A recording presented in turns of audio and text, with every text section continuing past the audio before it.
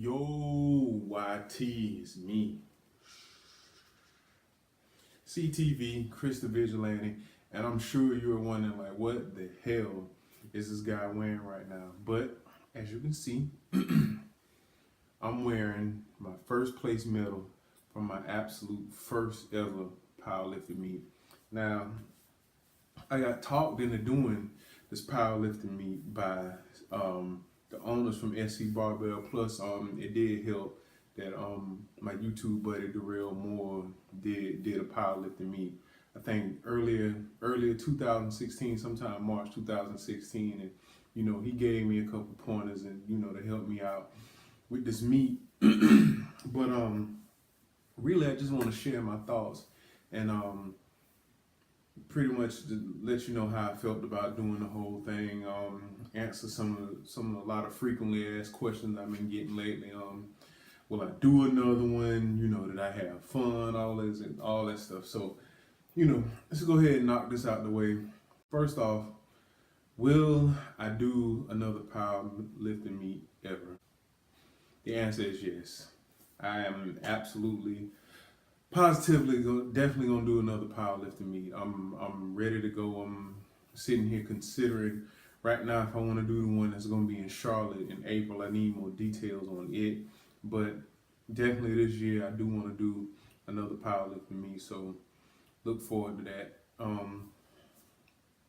About my powerlifting meet that I participated in on January 7th.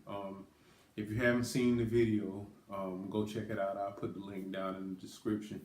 But I did, in fact, place first in the 308 pound class. Now, I don't weigh 308 pounds. My intention was to compete in the 272 pound weight class, but ended up having to work an extra shift at Body Smith, needed the money, so went to work, worked all morning, then went and did a photo shoot for SC Barbell and Spud Inc. And your boy got hungry. I had to eat, so I was 7 pounds off what I was supposed to be. I weighed in at 282, which I talked to a lot of people once I got my official weight, which was 282.4, and I was like, do I really look that big? And a lot of people was like, man, you must got a tremendous amount of muscle, because 280, you do not look 282, and I didn't think I was 282, so had to end up having to compete in the 308 pound class. It was only me and another guy, but sorry, that's not my fault. He did pretty well, and that's one of the things that I really enjoyed about powerlifting was that everybody was wanting the next person to get the lift, regardless of whether y'all were in the same class or it's a one thing. Even though I never competed in a bodybuilding show, one thing I noticed about the bodybuilding community is that it's kind of cutthroat and there's a lot of politics and stuff involved. With powerlifting, you either can't lift 600 or you can. I mean, it's just, that's all it is to it. You don't have to worry about, this person, this judge choosing this person because he local or not, or because, whether or not he had, it's a lot of politics. I'm also here to try to give you tips on becoming a powerlifter if you're interested. So sit back. My first suggestion is to get a good coach. Get somebody who's actually been in powerlifting meets before. You know what I'm saying?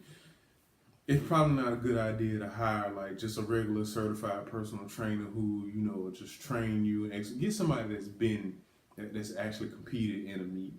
That will help a lot.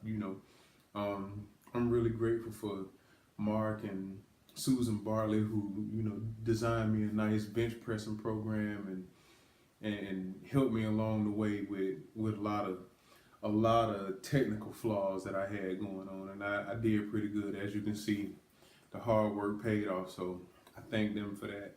Real grateful for that. I also want to give a shout out to Carl Tillman, very, very crafty powerlifting veteran. Like, it was a lot of things he showed me that the day of the meet, the week before the meet, the couple days heading into the meet, and the day of the meet. Like, he was just like It was like he was like my father, just coaching his son up to be this awesome power lifter like he was. So tip number one, get a good coach.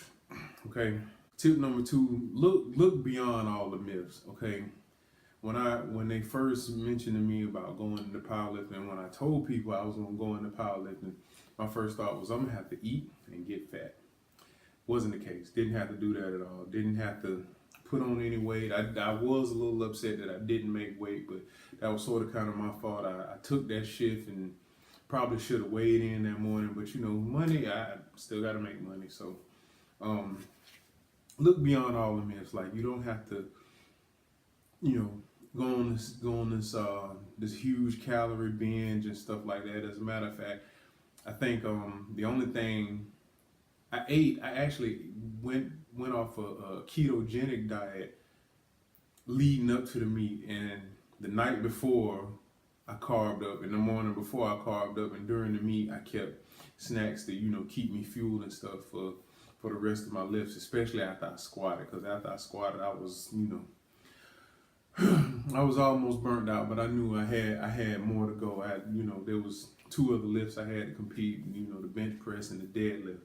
So look beyond all the myths. Like I said, this leads back to my last point, is make sure you get a good coach, somebody who's been in powerlifting and competing and has done like at least multiple meets. I say somebody who's been in powerlifting for at least 5 years. That's what I say, 5 years minimum. Okay.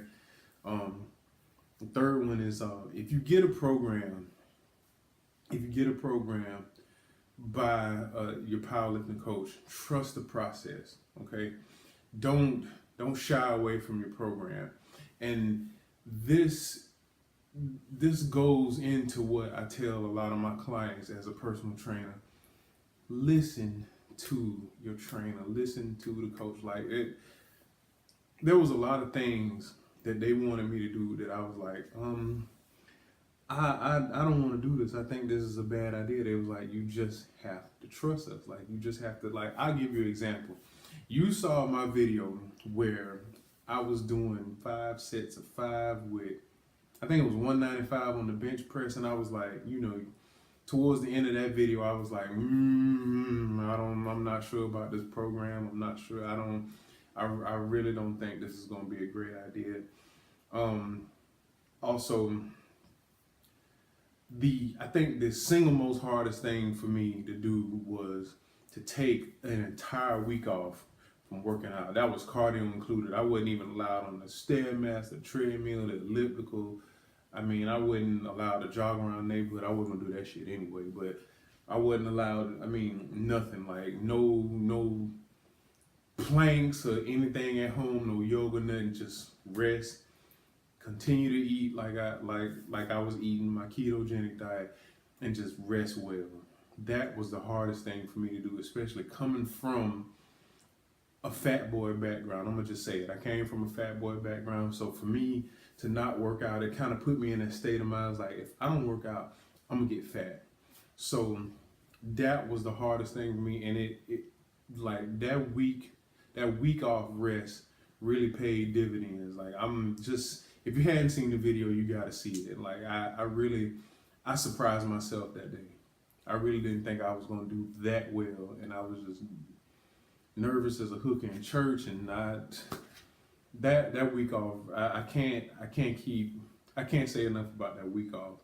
It really paid dividends, and I ended up stronger than what I thought I would be. So listen to them, listen to your coaches, take that time off, get plenty of rest, okay? Get lots of rest, that week leading up to the meet. And that's pretty much it.